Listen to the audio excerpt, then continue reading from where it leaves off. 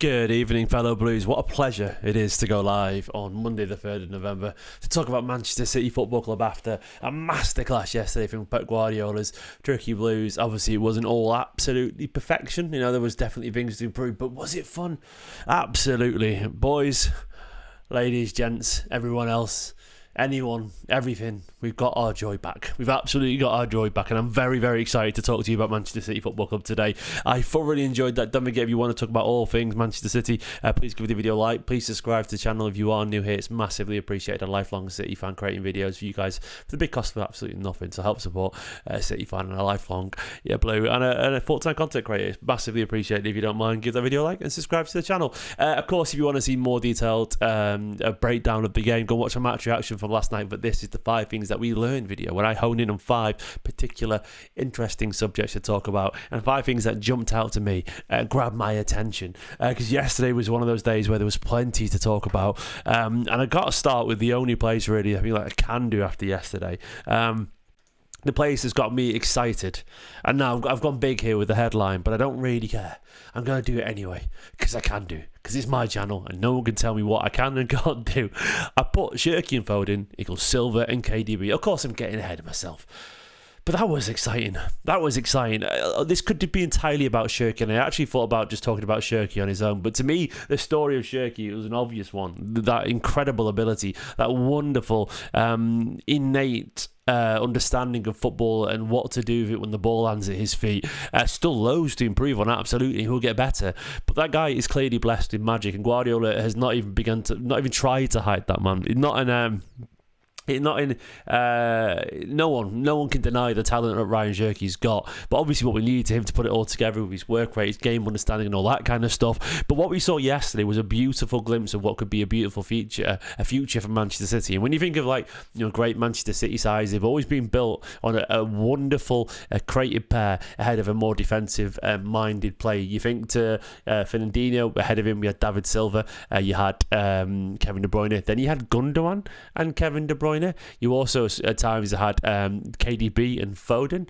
You've had loads of different variants. You've had Bernardo there occasionally at his best alongside De Bruyne or someone like that. And could this now be the next iteration of that? Could it be Phil Foden alongside Rayan Cherki? I think it's very, very possible. There's a lineage there of great midfield partnerships from Manchester City, spanning Gundogan to De Bruyne or Gundogan with Silva. Loads of these different combinations, and Phil Foden, what I loved about the performance yesterday was that while Cherki was the headline grabber, of course, with a couple of magical assists, and Phil Foden, of course, got his own, but there was a real delicacy and understanding and subtlety to Phil Foden's game. He was the facilitator. He was the one knitting things together, the pass before the assist, the wonderful tempo setting of Manchester City's midfield, the most David Silva he probably ever has been. And while, once again, you look at KDB and David Silva, KDB would often be the man with a beautiful pass that would grab the headlines. David Silva would be there, not always in the shadows, often out front as a star, but more often than not, given the shining, just supernova KDB's brilliance, Silva would be a little bit further behind in terms of the spectacle, but still brilliant. Foden showed a little bit of that to me yesterday, and that is really, really, really exciting. The understanding of those around him, and then you line that with his very obvious ability off the ball now as well. I saw a stat that Foden has ran the 5th most in Europe this season, which is really, really, really impressive. Phil Foden is now aligning that wonderful game understanding with that incredible half turn he does, the best in the world at that, arguably. So good, and now he's aligning that with an understanding of where to be. I saw him do tactical fouls as well, and as I said, running. He's in the he's covered the 5th most distance of any player in European football, so in top 5 leagues, which is ridiculous. So he's running really hard. He's much more mature. He knits things together for Manchester City. He knows when to grab the limelight and when to just sit back and let others do their thing. And then you've got the mercurial talent of someone like Rayan Cherki, who can play those beautiful passes. This is a partnership that is blessed with talent and potential, and I think the more they play together, the more they'll understand what makes them both tick. Like certain footballers are, they're natural to the sport. It's in their blood. And Phil Foden, look, there's all these stories about that. He had a football in his cot when he was a baby, and it's been attached to his foot ever since. Like that boy learned to walk with a football attached to his foot. Rayan Cherki is cut from the very similar cloth. He is absolutely obsessed with football, a true football obsessive. And those two, they're both young. They'll grow together. They'll understand each other. The little 1-2s, and they barely even played yet together, don't forget. The little give and goes, the pass before they passed to each other. Don't forget, it was Foden who passed it to Cherki for Cherki to pass the ball over to Haaland for the second goal. And it was Cherki passed it to Foden, who Foden passed it to O'Reilly for the third goal. There's an understanding there between them, and it's only to be expected, because great footballers, especially ones who play the game not how it's meant to be played, but how people would want it to be played, I would argue, they like great footballers, and Cherki and Foden very much fit that category, and I can't wait to see how they develop. It could be the beginning of a wonderful partnership. They're very young still, but the ceiling and the talent that these two players have together as a partnership is stupidly high. They are both wonderful dribblers. They are both technically excellent. They both have an eye for a goal, and they both can pass. It's very, very exciting. They're both slightly different, which I like, yeah, brilliant. I can't wait, man. I absolutely can't wait to see how they develop. Second thing I want to talk about is Nico O'Reilly. He's going to the top, man. Like, he's obviously the next superstar from the academy. You look at Phil Foden, you look at I've just blanked. Who else has broken into the team? You're Phil Foden, you've had obviously Bob, you've had Rico Lewis and so on. But Nico O'Reilly is the next actual big starter for this Manchester City side, and it's really exciting to watch his development in a City shirt. Look, who honestly saw him become a cracking left back? I didn't at all, but it all goes down to having that just innate ability to do more or less anything on a pitch. And Nico O'Reilly is your perfect modern footballer. Look, I'm not going to say he's as talented as a Cherki or Foden maybe, but in terms of being good at everything, like, he's this wonderful mould, this big giant mould that's set, but nearly set, but just soft enough to just push in any direction. And that's what we got from the academy. We got this wonderful young player who clearly has everything you need to be a footballer in 2025.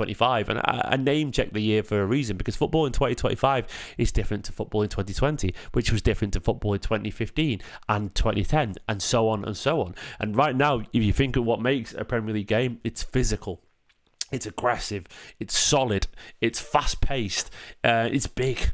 And it's not one for the faint-hearted, and you have to be big and strong. We're in an insufferable Arteta ball era where teams just take set pieces and take long throws again. It's come round where teams have to be big and strong, which of course was an answer to Guardiola's incredible domination of the ball. Like, if you're going to be better on the ball, we'll be stronger and bigger than you, and we'll run faster than you. I understand why it's happened, but the only way to react to that is produce your own. And Nico O'Reilly at 6'5", absolutely huge, with very good pace, with good touch, clearly capable of playing in multiple positions, is the great answer to this. He's feisty, he's big, he's strong, he's got all the technical ability to expect from academy prospects, and more than that, he's super reliable. The guy's unflappable. He clearly is not fazed by anyone he plays against at any level. Bournemouth were one of the best teams in the league, and O'Reilly strolled it and scored a wonderful goal. And of course, a local lad and a City fan. Like, this is just, it's scary just how good he can be. I don't see any reason why he won't get better and more composed. He is one of our most consistent players right now, and it's weird to say that we've gone from having, Vardy and Ake, to now actually two of the best, two actual quality left back options in Nori, who I don't know how he's going to get in the team, by the way. I don't know how he's going back in the team with Nico O'Reilly there, and also O'Reilly. Yeah, it's just two wonderful players, and I'm very excited to see how good he could be. But I think he's going to be a cracking player. The third thing I want to talk about is actually this. I think Pep's enjoying himself again. Like, hands up here. Be honest with you in the chat. If you're watching live and 100 people are watching live, if you're watching live, give the video a like, by the way. 100 people live, let's get to 100 likes. But chat. So I want you to get your phones out, and I want you to get ready in the chat. Be honest with yourself. Say yes if you thought it was going to happen, and say no if you didn't think it was happening. Who really thought he was going to start Cherki at home against Bournemouth, given that Bournemouth are one of the hardest running teams in the world and one of the most informed teams in the Premier League, hadn't lost since the opening day of the season, and given that Guardiola's famously cautious? If you really thought Guardiola was going to start Cherki, say yes in the chat. If you didn't, say no. I'm going to be honest with you. I was sat in the studio at City and we were chatting about the lineup before he came out, and I said, there's no way he's starting Cherki. There's no way. Not because Cherki isn't good enough, just because this isn't the game to do it, in theory. It's Bournemouth. Like, who really expected him to do it? And everyone's saying no, they didn't. Thanks for the honesty there. I didn't think he was going to start Cherki. Because, I mean, you're right, Tony, he's random as fuck. But the point I was going to say is, I didn't expect him to, because it just felt very un-Pep. But the reason I'm excited, and I've got actual goosebumps talking about it, I'm not even kidding. The reason I'm excited is because I think Pep started Cherki because he just couldn't resist it. He couldn't resist this idea that he cooked up in his head, because fundamentally, whatever you think of Pep, whatever you think of Manchester City, Pep is still a football purist. Pep loves football, and he loves enjoying football. He cannot help but be excited by magical things and brilliant footballers. And I think he sat there and gone, wait. What if Doku goes on the left, Phil goes there, and Cherki goes on the right, and they can just keep moving around? And you're right, Ryan's not fully fit, but he still could have played someone else, man. He could have gone safer. He could have gone safer. He could have played just, Oscar Bob or someone like that. He could have played Rico Lewis and let him run around a little bit. There's many things he could have done. But I felt like Pep sat there and gone, oh, I know it's Bournemouth, but imagine Cherki, Doku and Foden all rotating. I truly think he just wanted to see it. I really believe that Pep just thought, this is so exciting that I want to see it in action. And of course, it isn't just that why I think Pep's enjoyed himself again. I think Pep just had an idea that he liked, but also I go round to, across that team and how many players that he's improving right now. Everyone talks about Pep buying ready-made players and that are superstars. It's never been the case. He makes great players special players, and he makes very good players great, or he even makes some good players very good. Like, for example, you look at Nunes. I'll get onto him in a little bit more detail. Spoiler, I'm going to be very nice about Nunes for people if you don't hate him. But yeah, Nunes, a good player, a decent player, he's becoming very good. And O'Reilly, a midfielder from the academy, he's becoming an excellent left back. And you look at Nico Gonzalez's development as well. You look at the new tactics and the new ideas, the way that we're being pragmatic about ceding possession every now and then because we have to go direct to Haaland. I think Pep's really enjoying himself again, and he keeps talking an awful lot in press conferences right now about players being coachable. He's saying, it's like literally, Pep keeps saying the word coachable all the time right now. He's talking about how he wants players to want to learn, and I think he's doing it for a reason, because I think Pep is just genuinely trying to get some out of the players. He's also trying to challenge those who want to learn to step up, because they will get a slot in this team if they listen and they learn and take it in and improve. But I also think he's talking about being coachable simply because he's enjoying doing it. I think he's looking at this Manchester City side right now with a whole bunch of players that a lot of them aren't superstars, a lot of them have still got question marks over them to varying degrees, but a lot of them have got new ideas around him or steps to take or developments to make. And I think Pep is actually enjoying just coaching, man. This isn't like when you've got Pete Kyle Walker, Pete Ruben Diaz, Pete Edison, Pete De Bruyne, Pete Gundogan, Pete Bernardo, Pete Mahrez, Pete Haaland and all that. And the team is so structured that you can just, I know he coaches them, but largely those players are so fucking reliable that you could just let them go out there and do their thing to an extent, and they would all look at you to manage each other. That's not the case anymore. You've got elite players, of course, but I think right now he has to coach a little bit, and I think Pep is reinvigorated by the new coaches around him. And Pep Linders and Colo Torre, of course, is there. The new setup, James French, the new set piece manager, the presence of Donnarumma, the reinvigoration of people like Diaz and Vardy as a centre back partnership, Haaland stepping up to the fore to be a leader, Phil Foden playing more central, Cherki and Reinders and Aït-Nouri, Nico Gonzalez, Marmoush, all these reasonably new faces, and Kusanov. I think he's just enjoying it. I think he's really enjoying coaching again, and I think a happy Pep, as you can see there with Haaland, is an exciting Pep. And he was very positive about Haaland afterwards, by the way. Previously, he's always done the whole, oh yeah, he's getting close to Messi and Ronaldo. Now he's like, no, he's there, man. He's there. So yeah, I think Pep's enjoying himself. I would love to see it. Now on to Matheus Nunes. But Nunes is more and more impressive, and he is. A lot of people always felt I disliked Nunes. Like, I never disliked Nunes, I promise you. I always thought he was a good player. But my argument was that City had more than good. Good is your mid-table Premier League player, but Manchester City had very good players, at least. Players who, even if they weren't Manchester City's like first choice players, they were still at least Europa League level or whatever. And I always felt for a long time that I never hated Nunes. I just felt that he was sort of symbolic of the failings of midfield recruitment, if that makes sense. Like, he was a great example of how we were just missing the ball time and time again in terms of signings. When you think of Phillips, you think of Nunes, and you think of Kovacic, he was okay, but we needed more than that. And I got frustrated every now and then, and not because he necessarily was a bad person. He isn't. He's obviously a nice guy, or that I disliked him. It's just more like every time I saw him play, I was like, "What are we doing, City, man? How have we got to this? How we got to this guy at this level where we spend 50 million a player, then we don't play midfield ever. Then we put him at left wing, and now we're putting it right back. And like, what are we doing here, City?" It felt like that. But the one thing I will always admit is that I always want every player to improve. And, you know, Nunes made quite a lot of mistakes at times. But right now, Nunes is unquestionably... I guess the conclusion I'm going to make is that Nunes is just really, obviously, a very good fullback. Is he an elite level fullback right now? Not yet. That will come with time, consistency, and more improvement. But clearly, he is a very good fullback. And when I say a very good fullback, what do I mean? He is a fullback that's good enough to play in the Champions League for most sides. Absolutely. If you started for most sides of the Champions League, who would question that? He's a fullback that clearly has the ability to play for a side who are challenging for the Champions League spots in the Premier League, clearly. To be a special world-class one, he has to be a fullback that can start for a team that wins the Premier League or a team that can win the Champions League. That's what makes an excellent fullback. You know, and Kyle Walker's proven that and all that kind of stuff. And that's what you want to see. But Nunes is no longer just a prospect at fullback. He's clearly a very good fullback, and the proof is in the Semenyo pudding right there. You know, Semenyo, absolutely one of the most informed players in the league. Fantastic player, been brilliant.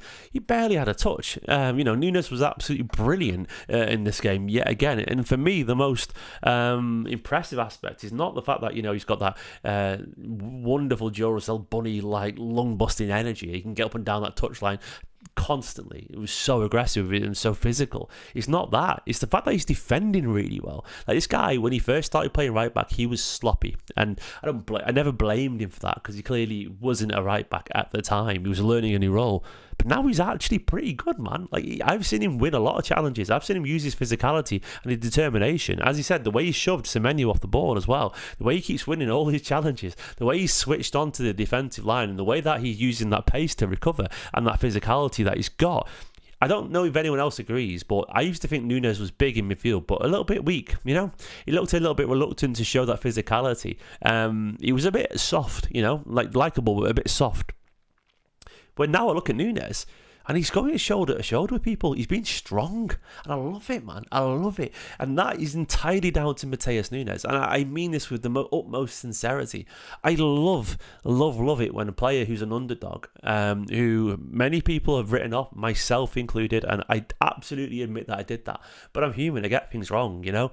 And I think at the time, Nunes was the wrong signing. But Nunes is a great example to anyone that work rate and focus and talent.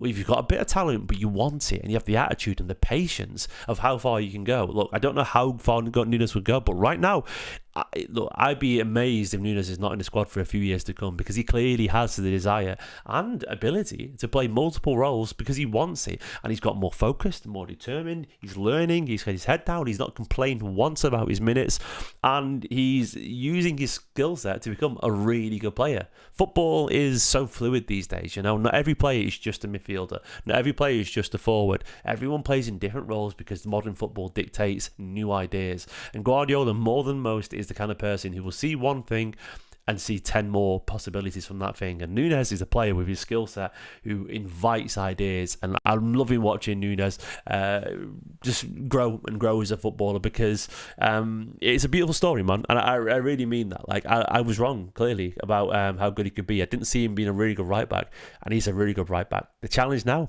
become an excellent right back, and I think he can. Finally, Nico Gonzalez, he's taken another step forward again. There were some moments of skill in this Bournemouth game that were just pure Rodri.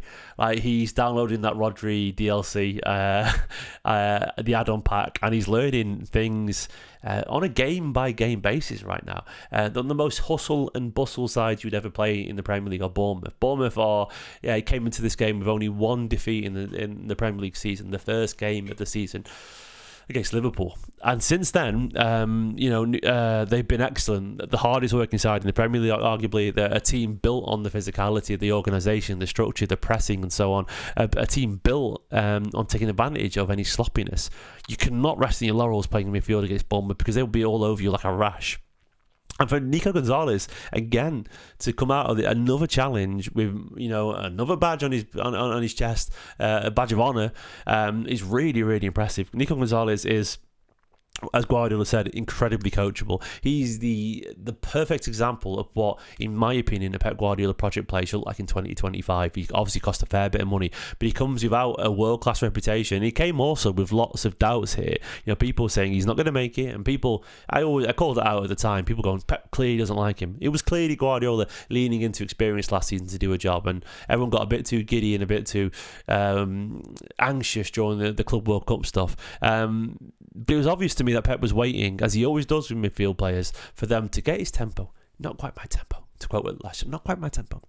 Not quite my tempo. And now Gonzalez has found that. And as Guardiola said last week, he's become fundamental to this Manchester City side. And as I was saying, the thing that really impressed me was the steps forward he took literally on the pitch. The amount of times he turned away from pressure against Bournemouth when he had 2 or 3 people on him and he'd just step out. And he's deceptively fast, Nico Gonzalez. I'm not going to say he's lightning quick, but he has a real strong stride. And a couple of turns were incredibly impressive. And when you think, you go back a few weeks back and you go back to where he is now, he's becoming more and more incisive with his passing. He's playing some beautiful passes. Obviously, my mind goes to that one a couple of weeks back where the no-look pass, the reverse pass out wide. There's a couple of line-breaking ones here. And there was... now he's started to add the dribbling as well. And he's getting more physical. He's understanding the physical demands of the Premier League. And we know as well from his time at Porto that this guy's got number 8 tendencies. We saw the goal he scored against Bournemouth last season as well, where he stepped forward and put it in from distance. He's got a lot more to improve, and I think he could be some player. I really believe it, that Nico Gonzalez is a cracking talent. Guys, that's the 5 things that I learned from this. Do let me know in the comments below what you took from it. Cherki and Foden could be Silva and KDB reimagined. O'Reilly's going to the very top. Pep's enjoying himself again. Nunes is more and more impressive, and Nico Gonzalez is a superstar in the making. Give the video a like, subscribe if you're new to the channel. Very much enjoyed that. Hope you did too, and I'll be back tomorrow for another video. Up the Blues. Bye bye. See you later.